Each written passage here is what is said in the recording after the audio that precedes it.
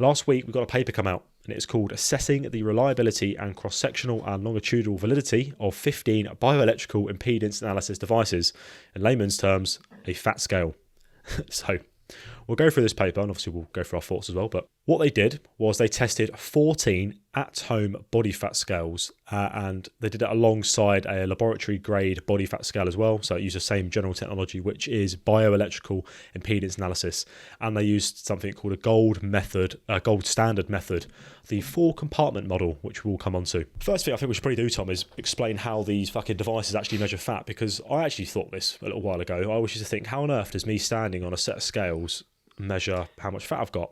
So what it does is it uses, as you've probably heard me say a few times now, bioelectrical impedance analysis.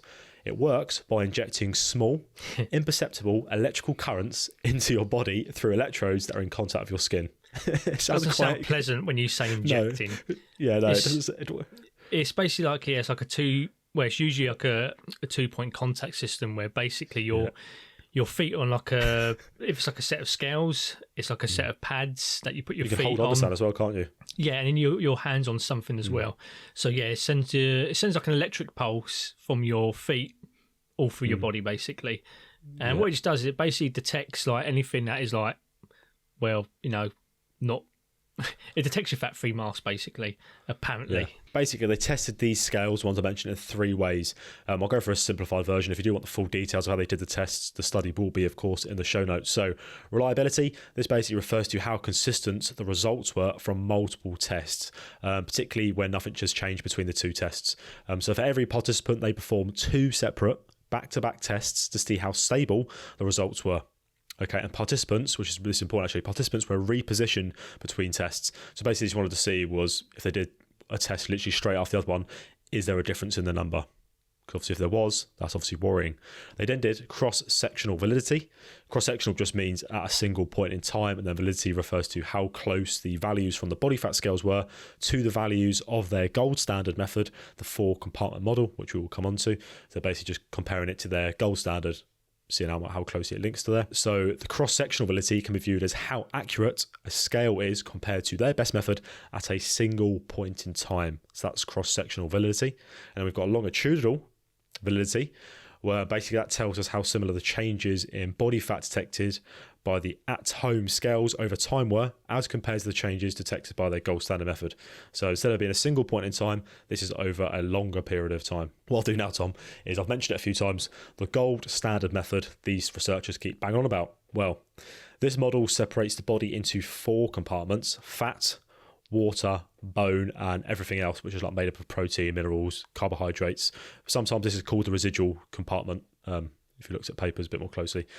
This is obviously some very high-tech kit. You're not going to get this in your local Pure Gym, testing your fucking bone weight, your fucking protein minerals.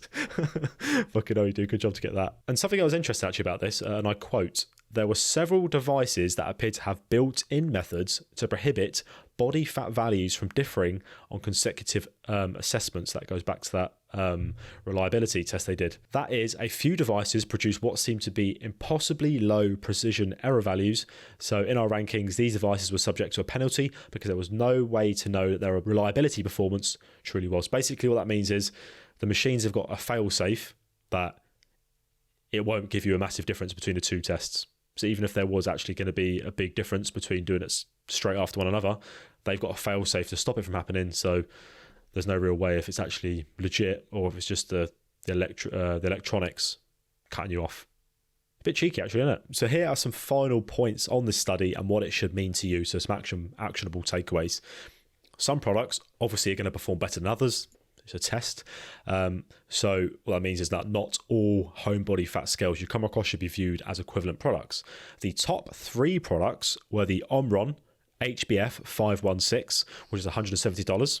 In second place was the Tanita BC 568 Interscan at $200. And in third place, which I think is probably going to be the most appropriate for a commercial user because of its price point and the fact it's in the top 3, is the Tanita UM 081 at only $65.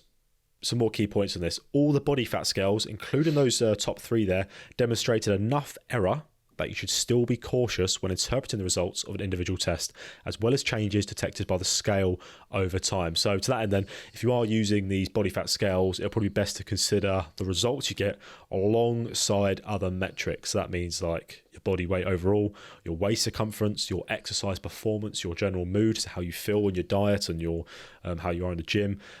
So using multiple metrics is probably going to give you a better sense of how your body is actually changing over time, as opposed to just relying on one simple metric, that is body fat percentage, which is mainly, it's mainly aesthetic, isn't it? So it's not the be all and end all. If you feel like absolute dog shit, I'd argue that just because your body fat percentage is getting lower, you're not being very successful. So, look, I've switched between different crowds in the past where I've been like, yeah, look, you need to track yourself every day, whether it be, electrical impedance or weight scales, etc. Versus, it's probably not a good idea because you get obsessed with it. For me, I think it depends on the person. Sure. I think it does depend on the person because if the person is, you kind of have the idea that they're not going to become obsessive with it, then actually I'd recommend that you do weigh yourself every day, simply so you can see the average. And so actually you can get confident with knowing that just because the scale's gone high on one day, it's not the end of the world. It just means that, well, it could be anything. You might have had a succulent Chinese meal the night before. Or 2 days ago. Doesn't mean you've gained like a kilo of fat in a single day. Yeah. But if you was only weighing yourself, let's say, twice a week, what if it just so happens you managed to weigh yourself on that one day where it's at a high weight and you think, oh God, I've failed. But if you've been weighing yourself every day, you would have seen, well, actually, no, I've not gained a kilo in 2 days' time. It just happens that's my one day that I'm at a really high weight. Maybe I'm holding on to the extra water, whatever. Yeah, okay. Or maybe I had a high amount of salt. But then you've been weighing yourself 2 days after that and you've seen that actually no, it has dropped. Okay, yeah, cool. But obviously, yeah, if someone has like tendencies to become obsessed with it, that it actually deteriorates An their obsessive well-being. personality. Yeah, then that's a different case. Just to clarify, that's actually, I have the Omron model that was rated highly in this. On the top one. Oh, nice. So yeah, I actually bought that. It's probably like 6 years old now. And I still use it every now and again to this day as well. Not funny enough though, only for as a set of scales, not for actually measuring anything else. Just use it as a set of scales. I do agree. You don't use the fat bit about it, no? No, I used to. My own personal experience was that it would fluctuate in the same day under the same circumstances, but really? it would only be like a little minute amount. Okay, that's not too bad then. It's good to It would get be a get a minute trend. amount. If you did it every day, you get a good trend, Yeah. wouldn't you? I mean, the You only see the way like, this one's used? Is this the one with the handles, Tom? Sorry, because on the picture I can Yes. see here, it's that you hold like the whole thing in front of you like this, and it's got like a little twiddly cord. it's got a cable attached to it, basically. Yeah. Yeah, so there's like foot pads on it. So when you first get it, you actually set up a profile on there. So you put in your age, you put in your height, and that's all you need to do from then on, because obviously it's going to automatically good, do your actually. weight anyway and your body fat. So it is mate, you quite good. can I'm reading here. It can store up to 4 individual profile settings, so the whole family can track their progress with 90 days of memory.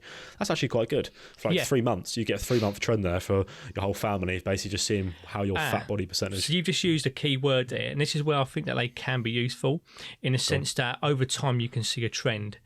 But I think it's important how you actually use the machines. This is all of these in general, no matter what the brand is. Yeah.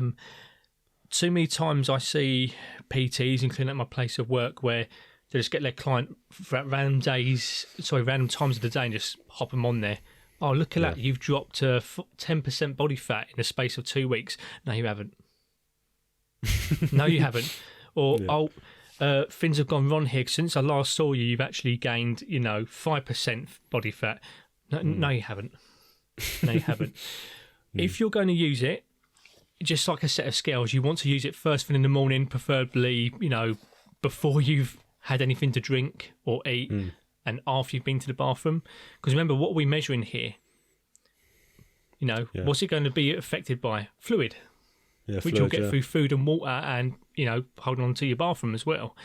But if you're a PT and you've got a client coming at 4 o'clock and they've already had lunch, they've already had 100 coffees, describing myself here, or they've already drunk loads of water, they've already had loads of salt throughout the day, it's going to vary wildly.